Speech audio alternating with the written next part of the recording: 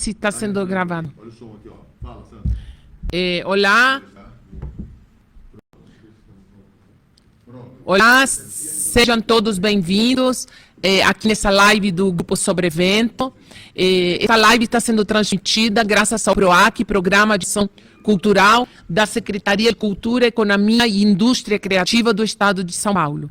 Esta live faz parte do projeto Espaço Sobrevento, que é um projeto em que a gente decidiu reconhecer e mapear novamente o território do nosso entorno, do entorno do nosso teatro. Porque depois da pandemia a gente viu que mudou muito o bairro, mudou muito nossa vizinhança e a gente percebeu que a gente precisava voltar a reconhecer ela e a mapear ela, e foi isso que fizemos este ano, e basicamente esse é o projeto do Espaço Sobrevento. Nessa live, a gente vai falar um pouco da trajetória artística nossa, da trajetória da nossa companhia. O Grupo Sobrevento é uma companhia que tem 36 anos, que trabalha com teatro de animação, teatro para bebês e teatro de objetos. Nós sempre entendemos que o nosso trabalho, acima de tudo, é teatro, e que a linguagem do teatro de animação, de formas animadas, ele vem só enriquecer as nossas encenações. A cada espetáculo, a gente trabalha técnicas diferentes de teatro de animação, porque a gente entende que as técnicas, cada técnica serve para dizer uma coisa, uma técnica só não diz tudo. Assim como também os objetos, né? Um objeto não fala tudo, né? A gente fala até onde o objeto nos permite falar. E a gente trabalha para públicos de diferentes idades, porque nós entendemos o teatro como um encontro, e nós gostamos muito de promover encontros diferentes. É isso que nos dá muita alegria no teatro. Então, a gente gosta de fazer teatro para a primeira infância, gosta de fazer teatro para criança e gosta de fazer teatro para adultos. E o Espaço Sobrevento é a casa do Grupo Sobrevento. Qualquer pessoa que vier assistir aqui a um espetáculo, as apresentações são sempre gratuitas neste espaço, que fica no bairro do Brás, e a gente sempre recebe o público quase como se fosse na nossa casa, com esse carinho. Nós temos mania de sair depois do espetáculo e conversar com o público, perguntar como que ficou sabendo do espetáculo, se gostou ou não gostou. Isso nos deixa sempre muito contentes. Olha, eu acho que esse teatro que a gente busca fazer, e que é sempre diferente, ele nasce de uma busca de encontrar um outro espaço para o teatro que possa estar mais à altura das nossas expectativas, mais afim ao mundo de hoje, às pessoas de hoje. Então, por exemplo, quando a gente resolve fazer teatro para bebês, a gente não faz teatro para bebês com uma busca estética. A gente, na verdade, quer salvar o mundo. E aí, a maneira que a gente busca para salvar esse mundo é simplesmente buscar no público dos bebês um olhar que seja delicado. Então, é uma maneira da gente lutar contra a barbárie. Fazer teatro para bebês, lutar contra a barbárie do mundo. E fazer teatro para bebês é lutar contra também todos os vícios que nós temos no nosso teatro. A gente vai cultivando ao longo de uma carreira tão longa uma série de vícios, uma série de truques. E quando a gente se coloca para fazer teatro para bebês, quando a gente tem um bebê à nossa frente, então esse nosso teatro tem que mudar. Então isso é sempre esse desafio. Nunca as escolhas do Sobrevento são escolhas estéticas ou decorativas, digamos assim. Sempre o que a gente busca em uma nova montagem, em uma nova inserção, em uma nova pesquisa, é buscar uma transformação nossa e do mundo. Nem sempre a gente tem resultados muito grandes, mas um pequeno gesto, um pequeno olhar, um pequeno sorriso de um bebê num espetáculo, olha, isso é transformador da alma da gente. A gente tem percebido uma coisa que com a pandemia, a gente notou que houve um afastamento do teatro, do público, né, em relação ao teatro. Claro, porque não podia fisicamente, digamos, estar, mas esse distanciamento ele já estava começando a existir antes da pandemia e se agravou com a pandemia. E o teatro para bebês, aqui em Sobrevento, está possibilitando estabelecer uma relação com todo o público. Porque mesmo que seja o espetáculo direcionado a bebês, o bebê traz a família inteira. A mãe, o avô, traz uma geração inteira aqui para o teatro. A gente fez algumas temporadas aqui em que a gente convidou creches. E as creches, os professores não podiam trazer os bebês, só os professores. Então, convocaram a família inteira para vir ao teatro trazer o bebê. E foi impressionante como a família atendeu a esse chamado. Vieram todos os bebês com todas as suas famílias. O que eu quero dizer com isso? Que eu percebo que a creche, de todos os lugares, digamos assim, de ambiente escolar, é o que tem um laço mais estreito com sua comunidade. Pela particularidade, porque o professor precisa do apoio da família, por exemplo, para um passeio desses. Vir até o teatro precisa colo, né? Gente para dar colo. E isso faz com que a gente tenha um espaço muito rico na creche para trazer de volta o público ao teatro. Nós hoje no Sobrevento estamos muito preocupados com essa desigualdade em relação ao acesso ao teatro. O que a gente gostaria é de ter um público que não seja esse público que está acostumado a frequentar o teatro. Nós gostaríamos, nós desejamos e tentamos, dentro da nossa medida, ampliar o máximo possível esse público. Aqui, nosso espaço, a gente está no Brás. Então, tem aquele público que frequenta de teatro, que sabe mais ou menos como descobrir uma programação teatral, porque está difícil, já que não tem mais os jornais, e tudo. É difícil mesmo. E mesmo quando tinha os jornais, ainda era aquele público que acedia ao jornal. Como a gente faz para trazer aquele público que às vezes se sente no direito de vir ao teatro, ou acha que o teatro não é para ele? Então, nós estamos nesse movimento aqui no grupo. É importante entender que nós fazemos muitas escolhas ao fazer o nosso teatro. E essas muitas escolhas, todas, elas estão em função dos encontros que a gente quer promover. E do tipo de transformação do mundo que a gente quer gerar. Então, a gente tem um teatro para bebês em que a gente não pode ter uma plateia frontal. A gente não quer ter uma plateia frontal. A gente não quer ter os bebês distantes de nós. Nós não queremos ter um teatro de 100 lugares, nós queremos ter os bebês ao nosso lado. Nós queremos estar ao mesmo nível que os bebês estão. Nós queremos fazer um teatro que junte as pessoas em volta de nós, que nos reúna a essas pessoas, que nos iguale a essas pessoas. Então, o que a gente está lutando é por um mundo mais igual. Nós estamos lutando pelo reconhecimento dos bebês como protagonistas do nosso futuro, do futuro desse mundo. Então, quando a gente faz teatro para bebês, nós estamos fazendo um voto de esperança, nós estamos buscando congregar famílias, nós estamos querendo transformar o olhar das pessoas num olhar mais doce, porque todo mundo se internece com o bebê, nós atores nos internecemos, as famílias se internecem com essas reações dos bebês. E os bebês não estão aqui para julgar, não estão aqui para... Mas o que foi que ele entendeu tudo. Ele entendeu tudo, porque é assim que a gente entende o mundo. A gente entende o mundo de uma maneira muito ampla, muito profunda, complexa. Os bebês são capazes disso profundamente. Bebês escutam melhor do que nós. Bebês enxergam melhor do que nós. Bebês sentem melhor do que nós. Então, é isso que a gente busca, e busca estar de igual para igual. Então, a gente faz uma escolha. Os nossos espetáculos vão ter entrada franca aqui no nosso teatro. Muitas pessoas nos criticam. Vocês não estão valorizando o teatro, porque o teatro ele tem um custo, ele tem um preço. O teatro ele tem que ser grátis, neste bairro, pelo menos, porque a filha da costureira boliviana que mora neste bairro do Belenzinho, nesta região do Brás, ela tem que ter o mesmo direito de acesso que qualquer pessoa que tenha um poder aquisitivo maior e que venha de uma outra região da cidade. Nós não podemos afastar esses vizinhos da gente. O nosso teatro é a casa da nossa vizinhança, mais do que qualquer outra coisa. E a partir dessa vizinhança, a gente pretende atingir a outras pessoas que se irmanem a essa vizinhança. E o mundo inteiro que se irmane a essa vizinhança, que se irmane a nós. a essa origem que é a nossa origem. Aqui a gente tem tido experiências muito bonitas com as crianças, porque se quando a gente chegou aqui no Sobrevento, nesse bairro, em 2009, nós decidimos fazer muito do nosso repertório para escolas, pedindo e incumbindo as crianças de trazer as suas famílias nos finais de semana. Isso deu muito certo.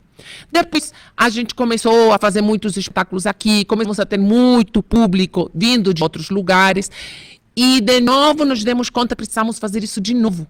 E as crianças trazem as suas famílias. Aqui a gente acabou de ter um espetáculo no final de semana que uma senhora costureira boliviana me disse: eu vim porque ele ficou de cara emurrada, bravo, quando disse que eu não ia trazer. Ele me obrigou. Aí tivemos que sair a família inteira para trazer ele. Então é muito bonito o poder das crianças. O que eu sinto que o Teatro para Bebês deu ao Sobrevento é curioso, porque se a gente fala na trajetória artística do grupo, digamos que é uma das últimas coisas que a gente fez na nossa carreira. Nós começamos a fazer teatro para bebês maduros. E foi no momento certo, porque a gente vai perdendo a escuta. Naquilo que a gente vai adquirindo mais experiência, a gente vai se sentindo talvez um pouco mais seguro. Não acho que a gente se sentiu seguro alguma vez, porque a gente sempre chega e entra morrendo de medo. Mas talvez um pouquinho mais tranquilinho. E os bebês nos ensinaram a escuta, e a criar uma relação não espetacular, de igual para igual com o espectador. E isso de igual para igual também é muito importante, porque eu vejo que às vezes nós, adultos, sentimos que a criança como um ser humano em formação e menor, como se ele fosse chegar lá. E o teatro, quando a gente faz teatro para crianças e quando faz teatro para bebês, ele nos volta a colocar num lugar em que é quase que nós, ainda bem que as crianças existem, porque elas, na verdade, colocam o adulto nos eixos. A gente se perde, eu sinto, no meio do caminho, e as crianças voltam a trazer a gente para o que é de mais puro em relação a vida que a gente leva, a não ser cínico, a não se achar bacana, a não se achar que sabe tudo, e nos traz de volta palavras que às vezes a gente fica com vergonha de mencionar, e que a pandemia nos ensinou o quanto que isso é importante, falar de afeto, de fragilidade, de delicadeza, de encontro, num momento que a gente passou político também tão devastador. Eu sinto que se a gente não fizesse teatro para bebês, teatro para crianças, talvez a gente tivesse se afundado numa desesperança. Eu acho que essa ideia de que quando a gente fala assim, a criança ainda não é, a criança ainda será, ela é um ser humano em formação, em preparação. Eu acho que, para os padrões, qual o padrão que estabelece isso? Então, esse padrão é o quê? É a capacidade de trabalho, de consumo, é a capacidade, no caso dos bebês, até de controle das suas atividades fisiológicas, é a sua capacidade de quê, exatamente? Qual é o padrão que coloca esses seres humanos numa espécie de estágio preparatório, num purgatório? Isso não existe. E para o teatro, esses termos não interessam. Então, esses padrões, esse corte, esse padrão de avaliação, não tem nada a ver com o teatro. Com o teatro, a gente está falando de coisas como o afeto, o carinho, a emoção, a comunicação. Essa comunicação, mas os bebês não entendem. Esta comunicação não existe, não é possível. Nunca será plena. Toda comunicação é uma tentativa de comunicação, é uma busca de comunicação com qualquer espectador de qualquer idade. Por mais que você domine certos códigos e certas redundâncias, isto nunca se dá plenamente. A comunicação é impossível. Então, o que a gente faz é sempre essa busca. É disso que é feito o nosso teatro. E existem outras tantas questões que estão plenas quando você tem um espectador criança ou quando você tem um espectador bebê. E uma descoberta te propõe, te desarma, te recoloca. E quando a gente vê, até isso, quando a gente vê o nosso teatro tão bonito, ele acaba sendo um lugar que afasta certos espectadores. porque é um lugar onde eu não devo entrar, onde eu não posso entrar. Aqui mesmo, nessa comunidade, você diz assim, o espetáculo é de graça, sim, mas de graça como? Será que não tem algum truque depois, ao final, não vão passar o chapéu e eu não vou poder passar porque eu não tenho dinheiro, eu vou me sentir constrangido, ou eu não vou me sentir bem neste lugar, ou este lugar não é para mim? Então, quando a gente vai à escola, e a estratégia é essa, a gente vai à escola e leva teatro à escola. E as crianças veem esse teatro na escola e se familiarizam com ele, e gostam dele, e se entusiasmam com ele. E aí nós temos também teatro aqui ao lado da escola. E aí essas crianças trazem os pais que não viriam de outra forma, os pais que não viriam de outra maneira, que se sentem assim distantes desse teatro, mas as crianças, elas vivem uma outra relação. Nessa escola é fomentada a igualdade entre essas crianças, porque isso é tarefa de qualquer professor. E isso é tarefa de qualquer artista, fomentar a igualdade. Esse mundo das divas, dos teatros de 1.500 lugares, dos teatros de 1.000 lugares, este mundo acabou. Este mundo das companhias que tem uma estrutura hierarquizada, acabou. Se não acabou, está acabando. Não temos mais esse teatro e não queremos mais esse teatro. Nós, pelo menos, que fazemos teatro de grupo, que nos alinhamos num teatro artesanal, num teatro ligado a uma comunidade, nós queremos promover essa igualdade. Nós queremos promover um mundo mais justo. É isso que a gente busca com o nosso teatro, com os nossos espetáculos, com o nosso fazer, desde a maneira como o ingresso é oferecido, desde a maneira como a porta é aberta, desde a maneira que quando o público sai, a gente fala com o público. Se nós temos 36 anos, né? Então, se em um primeiro momento a nossa preocupação era explicar um pouco o que era essa linguagem do teatro de animação, explicar que o teatro de animação criava fronteiras, que não era só, que não era uma técnica limitadora, que você podia misturar ator e boneco ao mesmo tempo, uma série de coisas que a gente buscava quebrar um pouco esses preconceitos que as pessoas tinham sobre o teatro de animação. Depois, claro, há um estado de escuta. Se no início, às vezes, pode ser uma escuta de você mesma, do que você quer dizer, do que te move como artista, né? Do que você acha. Mas depois, cada vez mais, o entorno, ele vai afetando a gente. E vai afetando também porque a gente não parou de escutar.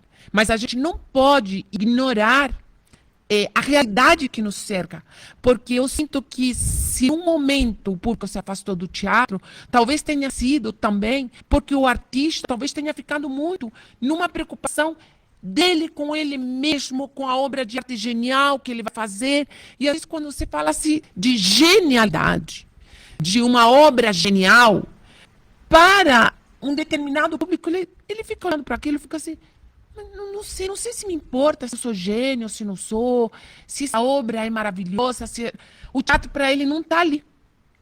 E eu sinto que hoje, talvez, há um movimento no teatro em que talvez a gente esteja muito interessado em falar da gente, mas falar do público também.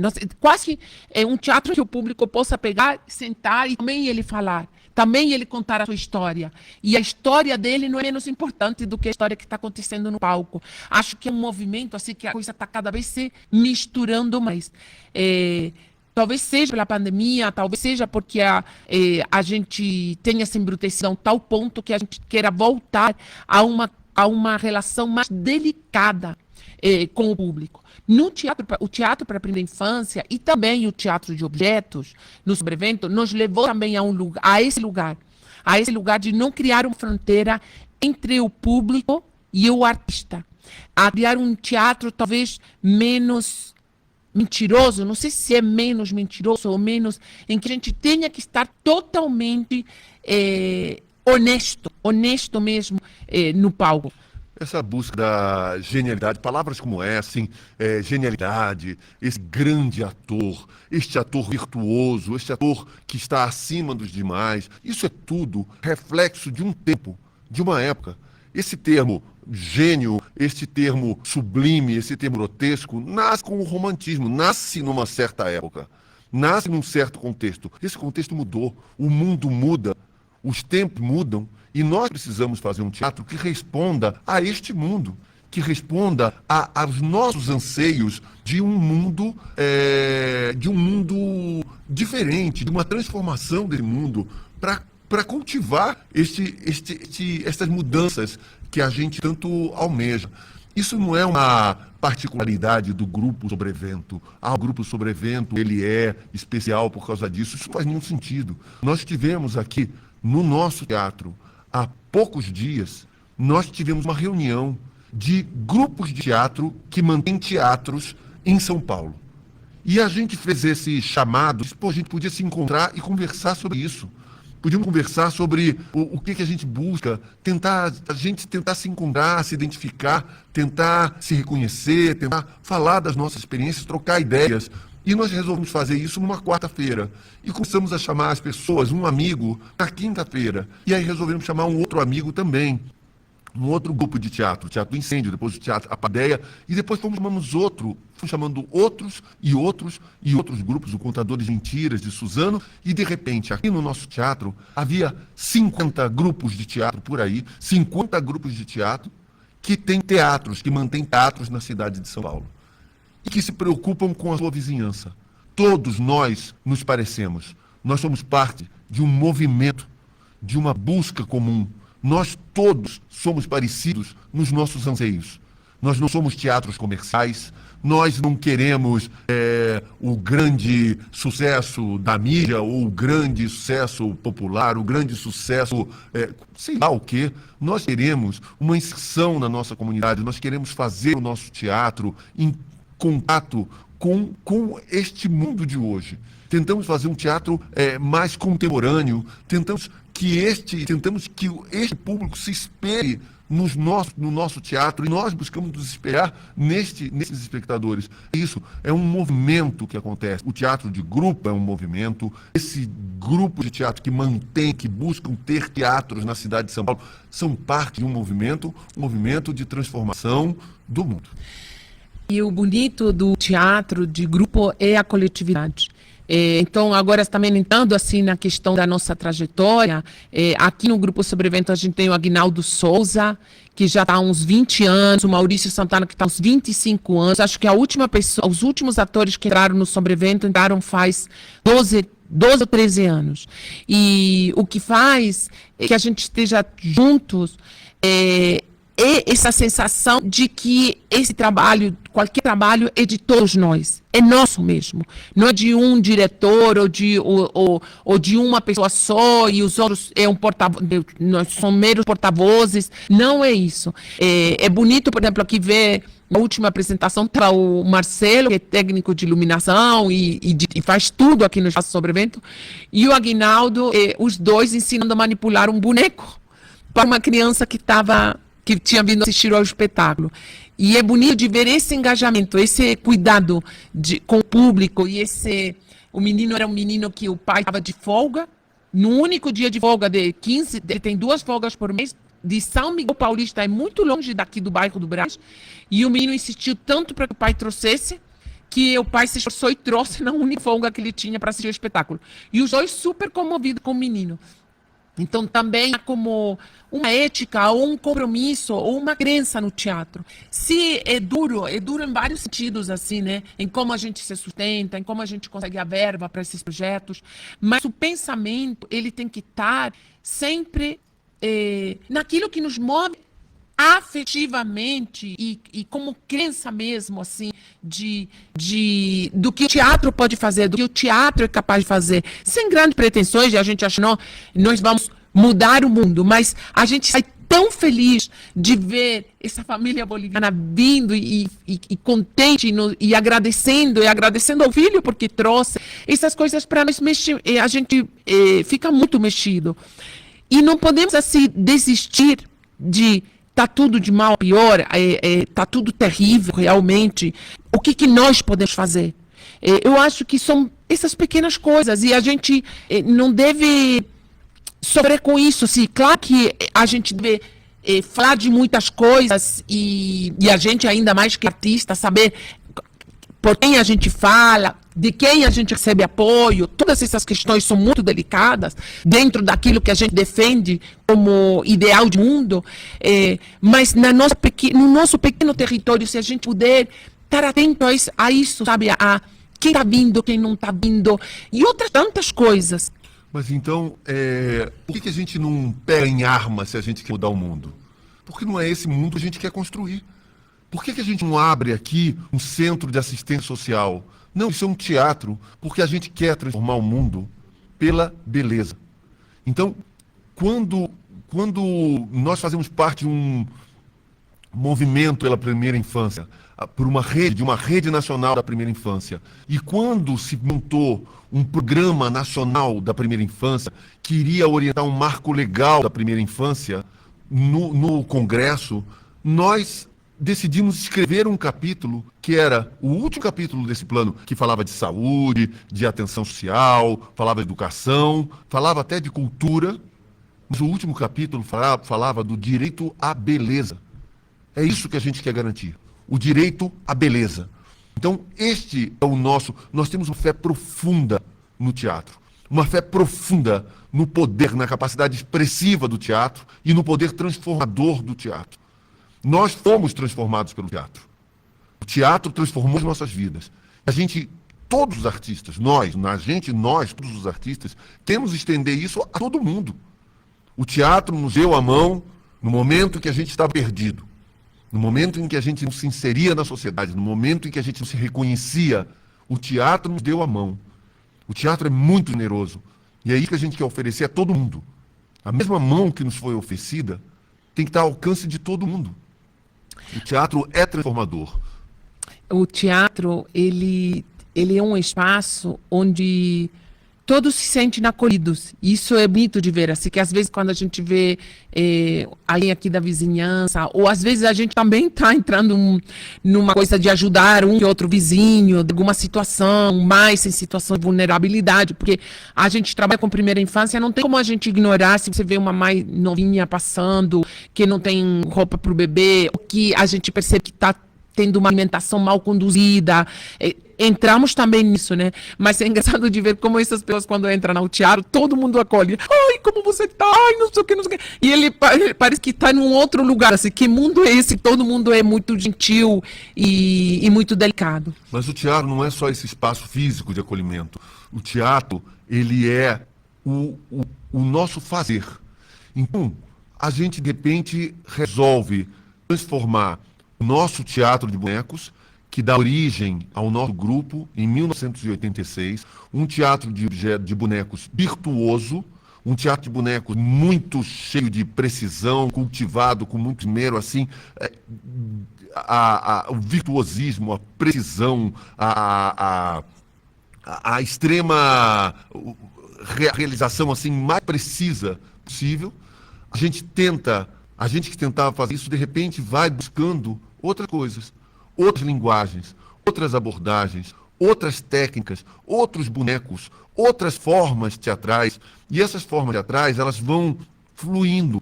Não é que seja uma ruptura absoluta. Isso é um movimento que acontece dentro da gente.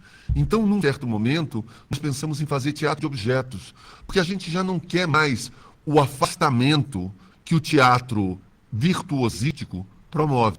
Então, o teatro virtuosístico, ele faz com que o público admire a gente, mas também nos coloca num patamar mais elevado.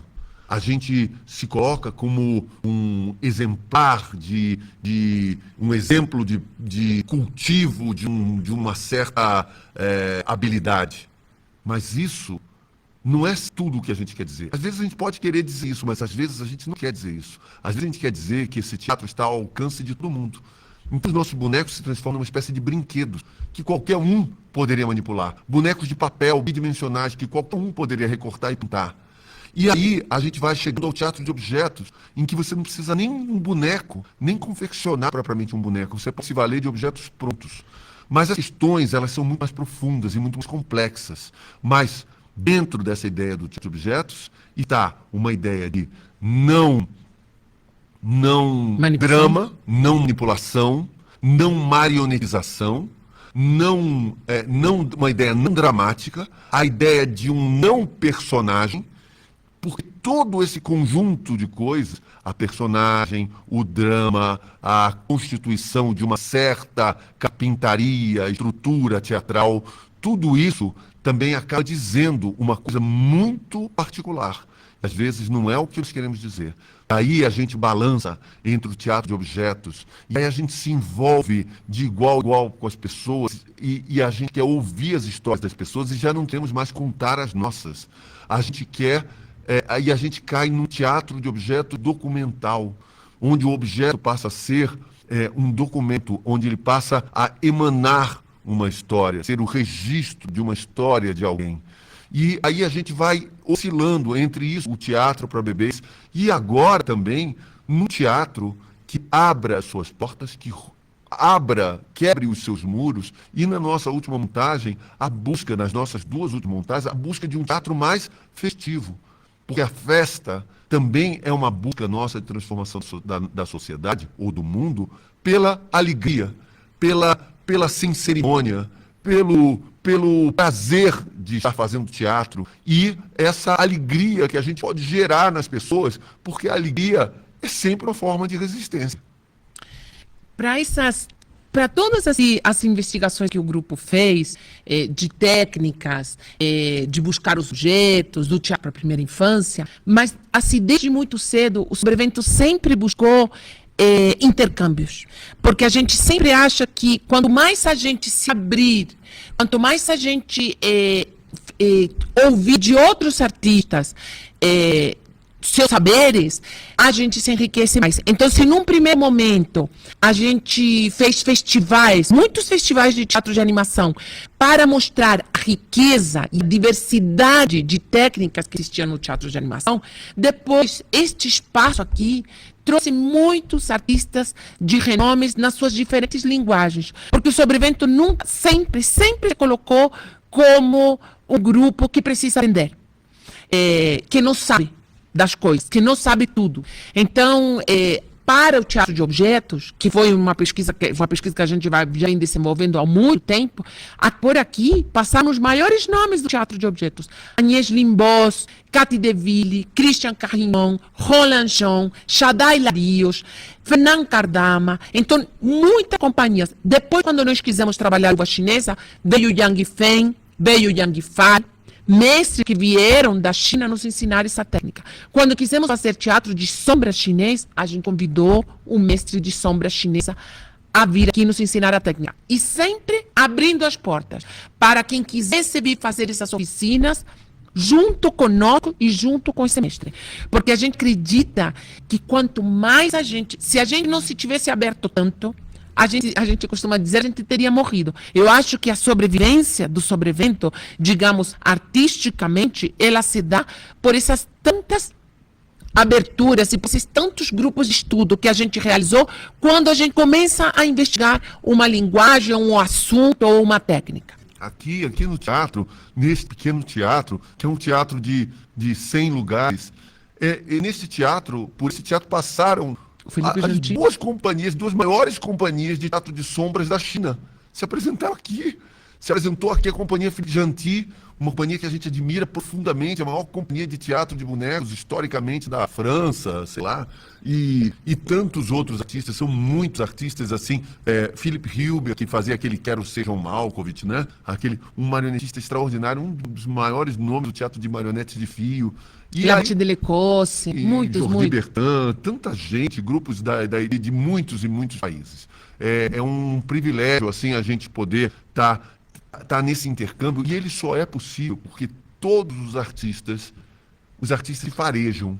Então, quando a gente vira para um artista que a gente admira muito e diz assim, queria que você viesse, a pessoa já sabe o quanto a gente se identifica, o quanto a gente se cruza, o quanto a gente é parecido. E a pessoa vem porque é generosa, porque a gente precisa estar junto, porque todos nós precisamos uns dos outros. E no campo do teatro para a primeira infância, a gente também fez isso. Nós já organizamos 9 festivais internacionais de teatro para a primeira infância, com o intuito de intercambiar, de escutar outros artistas que vieram com oficinas, que vieram com palestras, porque é muito importante a gente se alimentar de outros olhares e criar redes, né? Nós já criamos redes, nós estamos muito felizes porque nós acreditamos sim que o fato que a gente tenha criado os festivais e aberto é que há tantos grupos agora trabalhando para a primeira infância e de uma maneira muito séria, não oportunista, assim como também de teatro de objetos. O teatro de objetos que há pouco tempo ninguém tinha ouvido falar, né?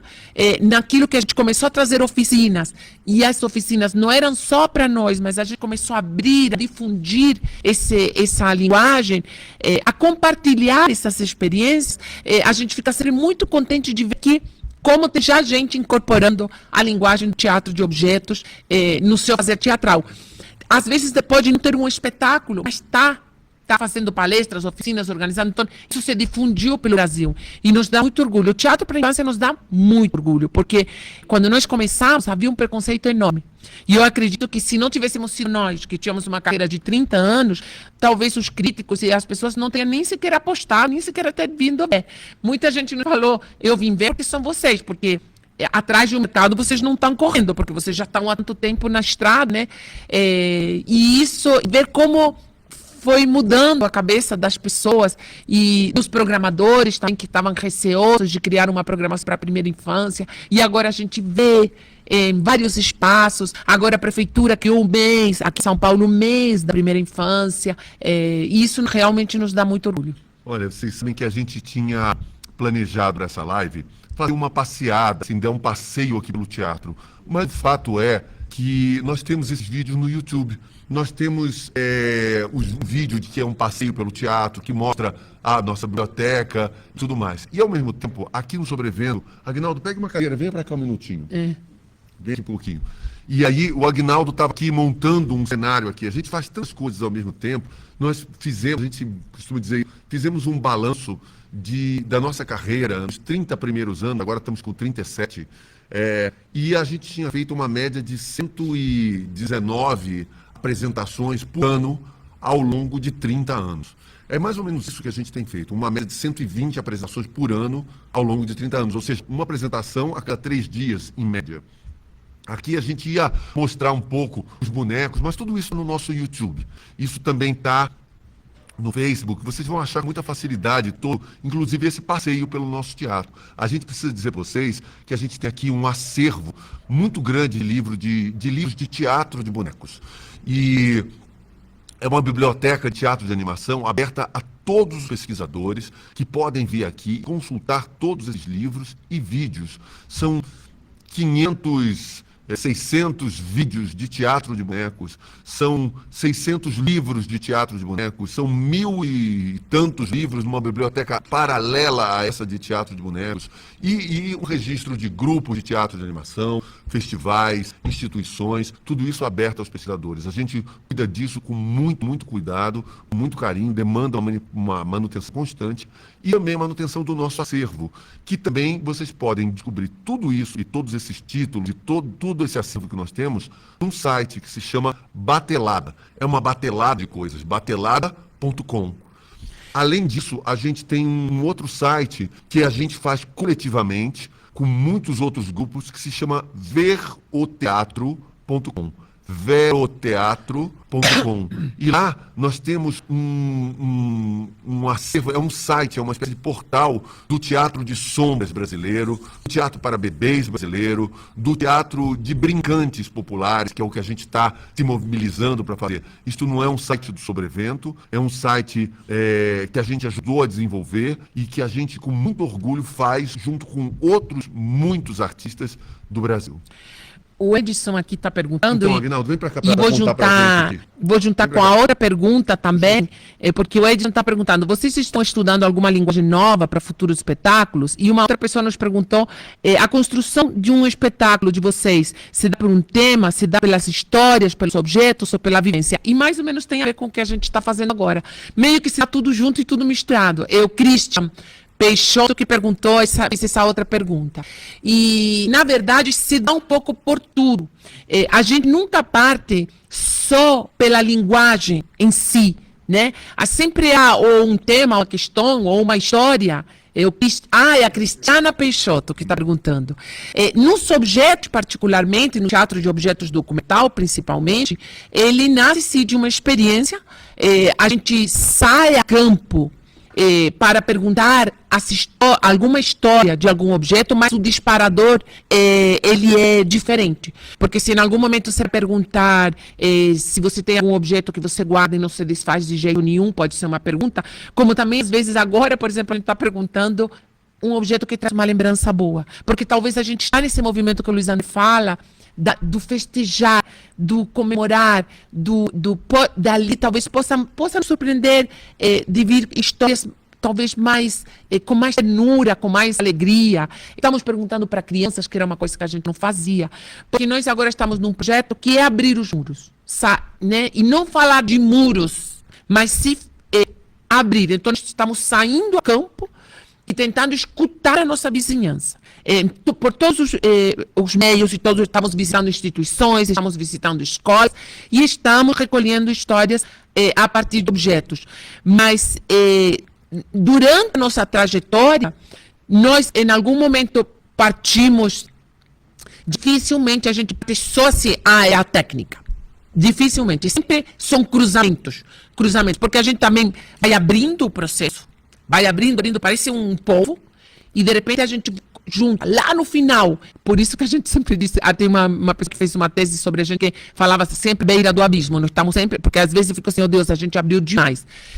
Mas são vários caminhos que a gente toma para criar um espetáculo. A gente acredita que realmente a mudança de processos transforma os espetáculos e dá origem a espetáculos diferentes. A gente acredita que, seguindo um mesmo processo, nós vamos chegar a um espetáculo muito parecido a esse outro, né? Então, se você repetir um processo, você vai se aproximar demais desse outro espetáculo, desse outro resultado anterior. Então, a gente busca sempre mudar os processos para chegar a lugares diferentes. É engraçado, porque quando a gente quando fez o último espetáculo, e era um espetáculo de luva chinesa, nós sofremos bastante, porque nós tínhamos que dedicar muito tempo, nós queríamos ensaiar, precisávamos botar um texto em prática, desenvolver um texto, desenvolver cenas, mas isso demandava, a técnica que a gente usou demandava muita confecção. Então, para cada 5 minutos de manipulação, a gente precisava de 2 horas de reparo, de confecção. Então, não, mas ele não está fazendo tal movimento. Então, voltamos para a bancada de trabalho para mais 6 horas de confecção. Então, para chegar a mais 5 ou 10 minutos de manipulação. Então, é um trabalho muito desgastante, porque ele estava orientado nisso. Então, a gente corre sempre muitos riscos. A gente chegava uma hora e disse, mas a gente não vai espetáculo nesse ritmo, porque a gente só faz confeccionar, construir, mas de repente o espetáculo está pronto, porque o processo tem que ser esse. Nós temos que dar muita ênfase a esta construção para a gente poder ter um bom resultado de manipulação, de cenas e de dramaturgia. Agora, Tem mais era a uma outra pergunta ali. Qual era a outra pergunta que você tinha visto, Sandra? Não, é que as duas se juntam um pouco, né? Que o Edson pergunta, o Sobrevento está estudando alguma linguagem nova para futuros espetáculos? E depois a Cristiane Peixoto que perguntou, a construção do espetáculo de você vem do tema, uma história, ou subjetos, ou através de vivências? Então, isso que eu digo, é tudo misturado. Dificilmente, claro, a gente pode considerar o teatro de objetos uma linguagem de, queremos trabalhar objetos, né? Sobre esse objeto, eu queria falar uma coisa. Ano passado, a gente criou o espetáculo Persa, que agora vai para o Rio de Janeiro. E esse espetáculo, nós estávamos trabalhando com objetos, e o tema um tema que a gente queria fazer um paralelo ao autoritarismo e conservadorismo que a gente estava vivendo no Brasil, e ao avanço do fundamentalismo, com o Irã. Mas o que nós pegamos como mote? Pegávamos contos ou até notícias para trazer e improvisar com os objetos. E no momento dado, nós percebemos que nós estávamos falando de um Irã que não existia, ou que ele existia de uma maneira muito arbitrária pelas notícias. E de novo recorremos, então, não. Vamos até imigrantes iranianos perguntar sobre ou algum objeto que trouxeram na mala, ou algum objeto que deixaram na sua casa, naquela casa que deixaram, E aí sim, nós tivemos histórias vivas e únicas, e talvez aí sim tivemos o Irã que nós dizemos de verdade. Então, essa questão do tema, não? Do tema e através de vivência, como é importante misturar a coisa, senão a gente cai ainda mais assim falando de Irã, corre o risco de cair numa coisa profundamente estereotipada. O Edson da Silva também pergunta assim, a experiência com bebês possibilita viver para além do real, o imaginário, o absurdo, com gestos simples? A experiência com os bebês ela é muito transformadora, porque ela nos obriga a fazer um teatro que não é o teatro que a gente aprendeu a fazer. Nós precisamos nos desestruturar. Então, de repente você faz gestos, você faz coisas, você aprendeu a fazer coisas, e você está na frente do olhar de um bebê e nada daquilo parece familiar a ele. Então você não pode usar esses chavões, esses truques, porque isso não convence alguém que não domina esses códigos que são aprendidos. Então, fazer uma gracinha e as pessoas rirem é uma coisa mecânica, automática. É uma convenção. É uma convenção, é aprendido. Então, na frente de um bebê, você se desnuda, você se desarma. É sempre isso. E os gestos não é que sejam simples propriamente, mas são gestos que não podem nascer de uma afetação. Mas é mais ou menos o que dizia um escritor muito famoso chamado Heinrich von Kleist, num livrinho, num pequeno conto chamado Sobre as Marionetes. E ele falava disso. Eu fui ver as marionetes no meio da rua e de repente está aquele super dançarino que a gente admira tanto, maravilhoso, aquele bailarino, está ali assistindo teatro de bonecos, e eu perguntei para ele, mas por que você está vendo teatro de bonecos? Ele disse assim, eu estou aqui, você é um homem da tua grandeza, vendo um teatro tão popular como esse. Ele disse assim, estou aqui para aprender. Estou aqui para aprender a fazer aquilo que eu sonho fazer no palco. Porque a marionete, ela tem um limite que é aquilo que a gravidade propõe. Então a marionete nunca passa daquele ponto que é o ponto em que nós, atores, fazemos a afetação, em que nós vamos fazer aquilo que é o charme, aquilo que é sedução. A marionete não tem isso. Então a marionete ela está guiada pelos movimentos da gravidade, da natureza. E eu acho que é isso que acontece com os bebês também. Os bebês nos mostram aquilo que de fato nós somos, quem nós somos de verdade. Não aqueles que a gente gostaria de ser, ou aquilo em que os nossos vícios torceram tanto as coisas, em que nós nos transformamos numa espécie de caricatura de alguém. Então a nossa maneira de vestir, a nossa maneira de nos comportar, tudo isso acaba fruto de uma afetação que os bebês não conhecem.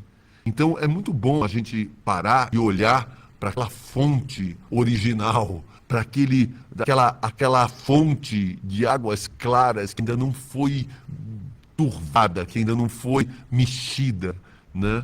Ainda não foi contaminada. É muito bonito ver isso, porque aí a gente reconhece uma coisa que é muito importante para o nosso autorreconhecimento. Porque os bebês, eles não se relacionam por uma convenção com o teatro. E as pessoas dizem 40 bebês juntos choram, 40 bebês juntos não choram. Mas eles não choram desde que você realmente esteja conectado com eles. E para estar conectado com eles, você tem que estar totalmente presente. E presente de uma maneira honesta. Se você está ali, mas está pensando em outra coisa, ou não está inteiro e não está num estado de escuta completo, você perde os bebês. Então, talvez essa simplicidade seja essa não afetação, essa relação completamente honesta. Nós partimos da ideia de que todo bebê é poeta desde o primeiro dia que nasce. E de uma ideia que é quem somos nós na frente de um bebê. Esse é o material que nos move. Então, isso nos obriga a uma postura honesta, porque nós não vamos partir de uma ideia que a gente acha-se quase impossível de dizer, bebê gosta de, bebê faz isso. Se você se coloca nesse lugar, é muito difícil você se conseguir comunicar, porque você já está se colocando do lado de fora. Você já está se colocando no lado, isso não é comigo. É de eles. Então, eles gostam que eu me levante, então vou me levantar. Mas se eu olho para um bebê e a profundidade daquele olhar me atravessa e faz com que isso sim provoque em mim o desejo de eu me levantar, porque ele me fez pensar em alguma coisa que é há quanto tempo que eu não desejo me levantar, por exemplo. É isso que nos move, é esse material poético que nos move.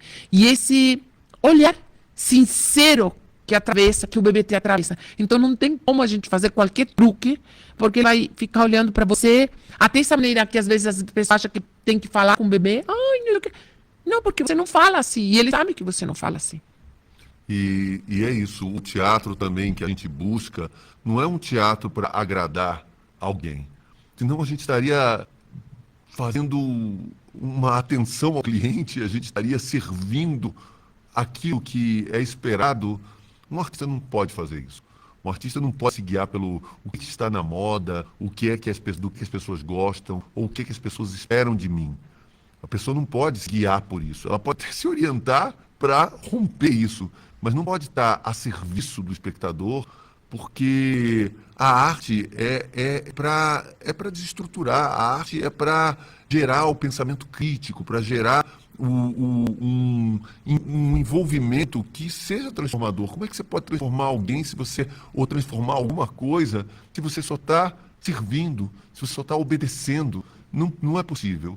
Então, o teatro para bebês também tem que levar em consideração isso, né? Nós não estamos aqui para agradar o bebê, não estamos aqui para dar aquilo que a gente espera, mesmo porque a gente não sabe o que é isso. E a gente acaba se prendendo só a um monte de lugares comuns, um monte de redundâncias, e isso é muito pouco para um artista, isso é muito pouco para a grandeza do teatro.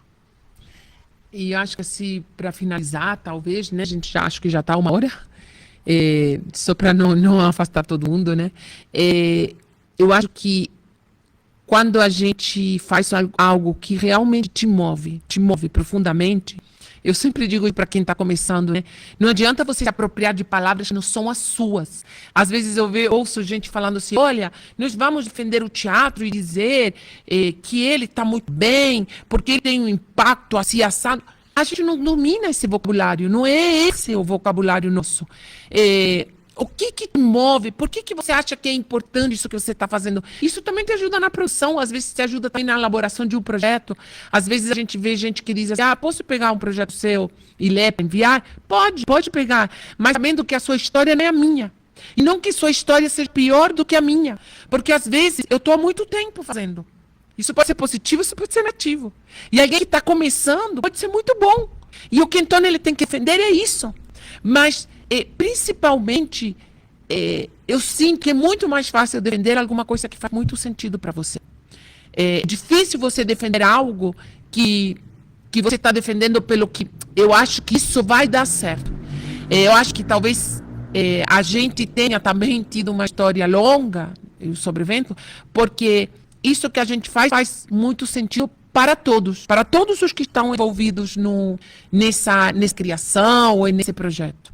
Bom, aqui, para fazer este encontro com vocês, para falar sobre essa trajetória do grupo, a gente armou aqui, está o Agnaldo aqui atrás, está o Lupe aqui atrás, está o Marcelo aqui atrás, e que estão nessa técnica, né? Mas a verdade é que pouco antes da gente armar essa live, a gente estava fazendo um outro encontro com bonequeiros e durante esse tempo também estávamos aqui, abre aqui, Agnaldo, estávamos aqui montando, estávamos montando aqui o cenário do outro espetáculo, do espetáculo que nós vamos fazer amanhã e depois de amanhã. Esse aqui, ó, já está quase montado e este aqui é o castelo do Cadê o Meu Herói? Um espetáculo que a gente apresentou durante muitos anos, há 25 anos que a gente vem apresentando esse espetáculo. Nós somos um grupo de teatro de repertório, com a técnica de luva chinesa aprendida com um amigo que é o maior nome do que era, né? 5ª geração da família dele, Yang Fan. E agora nós fizemos um outro espetáculo, estávamos apresentando até ontem, que era o Cadê o Sobrevento, que é esse castelo passados 25 anos. Então o castelo, em vez de estar todo dourado como ele está aqui, ele está todo cheio de grafites, está todo meio destruído, porque 25 anos se passaram. Essa é um pouco a nossa história, uma história também de romper esse cenário anterior, de estar sempre mudando, de estar sempre buscando nos abrir, e esse é o projeto que a gente desenvolve hoje, um projeto chamado Desmuramento, em que a gente tenta se abrir a essa comunidade, se abrir a outros artistas, receber nesse teatro outros artistas também, e que venham para apresentar espetáculos, que venham para fazer oficinas, e que a gente possa então se abrir também ao mundo, porque nós não podemos estar encerrados numa bolha, às vezes o teatro também acaba sendo. Obrigada pela presença de todos.